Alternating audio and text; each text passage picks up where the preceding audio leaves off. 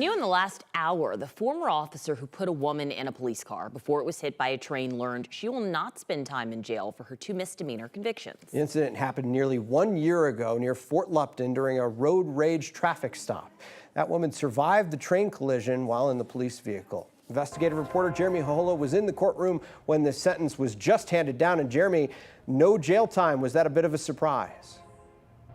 Yeah, that's right, Steve. It was a bit of a surprise. The former officer here almost got jail time. The judge actually said today he was actually considering jail time before he took the bench today, but it's quite apparent he changed his mind on the bench while hearing some pretty heavy and emotional testimony from former officer Jordan Steinke. Jordan Steinke was working as a Fort Lupton police officer last year when she placed a woman in the back of a police car on tracks. We all saw what happened after that. A freight train collided with the police car with the woman inside. That woman, Yoreni Rios, survived with numerous broken bones while the criminal case against the 2 officers involved in this traffic stop began. Jordan Steinke was convicted of misdemeanor assault and misdemeanor recklessness this summer. This conviction means she can never be a police officer. Her attorney tried arguing to the judge the fact that she's losing her position as a police officer along with her heavy grief and remorse is punishment enough.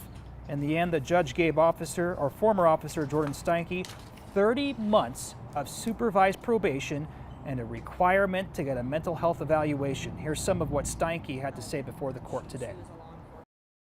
I wish I could see her eye to eye right now. For that, I am so sorry. As a police officer, I never intended for another human to come to harm under my watch. I feel very much responsible for what happened to you that night. And I accept the court's decision to hold me accountable.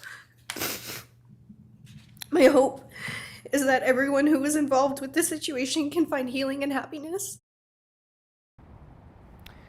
Now, as part of her sentence to 30 months supervised probation, which is actually about 2.5 years, she will also have to do 100 hours of public service. Steinke said to the court she plans to use this experience to educate law enforcement officers about the dangers of parking on railroad tracks during traffic stops. In the meantime, the other officer here, Officer Pablo Vasquez, who parked the car on the train tracks, he's still facing a criminal case. He's facing multiple misdemeanor charges. His case is still pending. We'll see what happens with him, possibly by the end of this year.